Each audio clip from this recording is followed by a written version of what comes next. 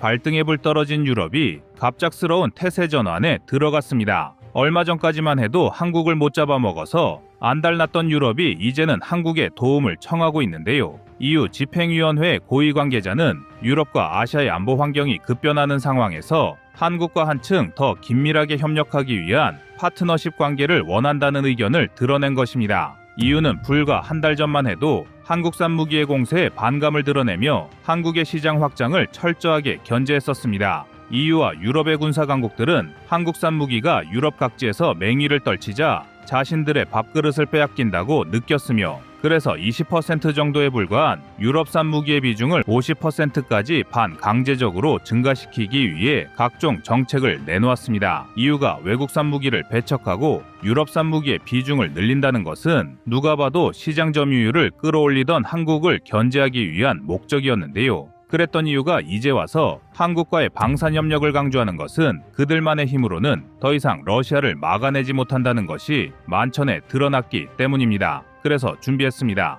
오늘은 갑자기 방산협력을 강조한 이유에 태세 전환 소식을 자세히 알려드리겠습니다. 여러분의 구독과 좋아요가 꺼리튜브 운영에 많은 힘이 됩니다. 푸틴과 김정은의 만남은 한국에게만 안보 위협을 불러일으킨 것이 아니었습니다. 국제 평화를 위협하는 두 악의 축의 만남에 진정급해진 것은 바로 유럽연합이었습니다. 북한의 지원을 등에 업은 러시아의 파상 공세를 유럽은 더 이상 버텨낼 힘이 없었기 때문입니다. 결국 EU는 우리 대한민국에 다시 한번 SOS를 보냈습니다. EU가 한국과의 협력을 다시 시도한다는 소식은 일본에서도 신속하게 보도가 되었는데요. 일본의 니홍에이자이 신문에서는 EU가 아시아 국가들과는 처음으로 안보 및 국방 관련 협력을 시도하게 되었다며 한국, 일본 등과의 관계를 강화하려 시도한다는 것을 보도했습니다. 그러면서 EU는 러시아의 우크라이나 침략 이후 무기 증산을 비롯하여 방위 산업을 다시 강화하고 있지만 EU 단독으로는 힘에 부치는 상황이란 점을 언급했는데요. 기존의 EU 국가들의 무기 생산 속도와 성능도 러시아를 따라가기 힘든 상황에서 러시아가 추가로 북한의 지원을 통해 미사일과 포탄을 보강하니 EU 입장에서는 이제 새로운 협력 파트너가 절실해진 것입니다. 그리고 한국은 이미 핀란드, 폴란드, 루마니아 등 다수의 EU 회원국에 K9 자주포를 수출했으며 이외에도 K2 전차와 천무, K21 장갑차 등을 유럽에 수출했거나 수출을 준비하고 있습니다. 그만큼 이미 한국은 유럽의 방위 산업과 밀접한 관련을 가지고 있으며 다양한 군사 협력을 진행하고 있다고 볼 수 있는데요. 그렇기 때문에 EU의 입장에서도 새로운 방산 협력의 파트너로서 한국이 절실해진 것입니다. 한국의 방산 무기는 성능과 생산 속도, 가격 모두 유럽을 압살하는 우월한 능력을 보여주고 있습니다. 한국은 휴전국가의 특성상 전차, 자주포, 장갑차를 비롯하여 각종 포탄의 생산 설비가 매우 잘 갖춰져 있으며 유럽의 여러 국가를 합쳐도 한국을 따라오기 힘든 수준입니다. 반면 유럽은 과거 평화의 시대 동안 잦은 군축으로 인해 생산 설비를 과도하게 줄여왔습니다. 이 때문에 이제는 한 달의 전차 한 대를 생산하는 것도 쉽지 않은 국가들로 넘쳐나는데요.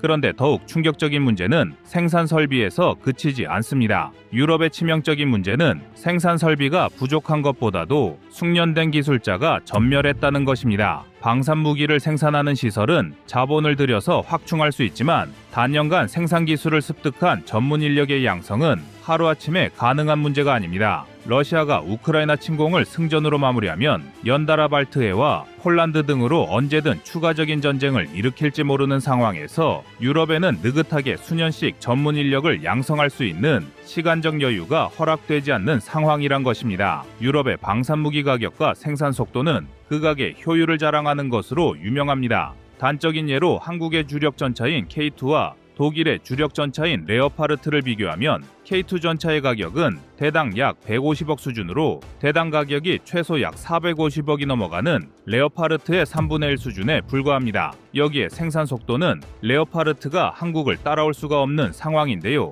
독일은 지난 2023년 5월에 레오파르트 2A8 18대를 자국 육군에 배치하는 사업의 국가 승인을 획득했습니다. 우크라이나에 18대 레오파르트 2A6를 이전했기 때문에 동일한 수량으로 신형 전차를 생산, 배치하려는 계획이었는데요. 그런데 2023년 5월에 생산 승인을 받았음에도 불구하고 첫 번째 전차는 이르면 2025년에 인도될 예정이며 독일 육군이 18대의 신형 전차를 모두 투입하는 데는 무려 2026년이 되어야 가능하다는 예상이 나왔습니다. 제 아무리 신형 모델인 2A8이라 할지라도 자국에 배치할 18대를 생산하는 데만 최소한 3년의 기간을 잡아야 할 정도로 독일의 무기 생산 속도가 너무 느린 상황입니다. 노르웨이 수주전 당시에도 독일의 레오파르트 2A7은 2026년에 첫 납품을 시작으로 2031년에 모든 전차의 납품이 완료되는 것으로 전해졌는데요. 반면에 한국은 독일보다 1년이나 빠른 2025년에 첫 전차를 납품할 수 있었습니다. 그리고 2년 이내로 노르웨이 현지에서 한국산 전차를 생산할 수 있도록 지원할 수 있었는데요.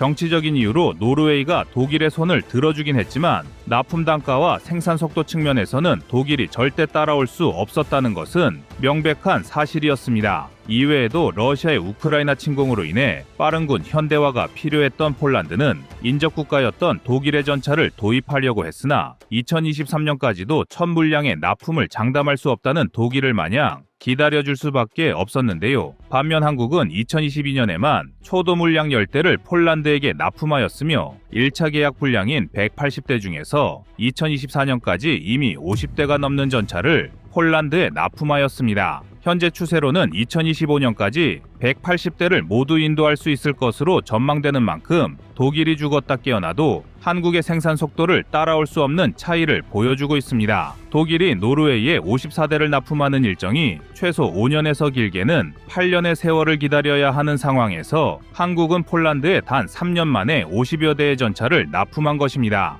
레오파르트 전차, 펜자흐비치 2000, 링스 장갑차 등을 생산하는 독일은 유럽에서도 단연 앞서 있는 방산 강국입니다. 그런 독일조차도 한국보다 2배 이상 느린 생산 속도를 보여주고 있는 상황에서 러시아가 북한과의 군사적 협력까지 강화하는 사태가 벌어지자 유럽도 결국 자신들의 허접한 방산 실태를 인정할 수밖에 없었는데요. 사실 유럽의 상황은 러시아보다 훨씬 더 급박합니다. 러시아는 북한에 지원받은 무기를 우크라이나 전선에만 집중해도 그만인 반면 유럽은 우크라이나에 지원할 무기와 자국의 군비 증강에 투입해야 할 무기를 동시다발적으로 생산해야 하는 상황인데요. 즉 쉽게 말해 러시아보다 2배는 더 다급한 상황에 몰려있지만 이 문제는 절대 1, 2년 안에 유럽이 자체적으로 해결할 수가 없는 상황인데요. 생산 단가도 한국보다 3배가 비싼데 속도는 반대로 3배나 느린 효율을 보여주는 게 유럽 방산의 현실입니다. 결국 이러한 이유로 인해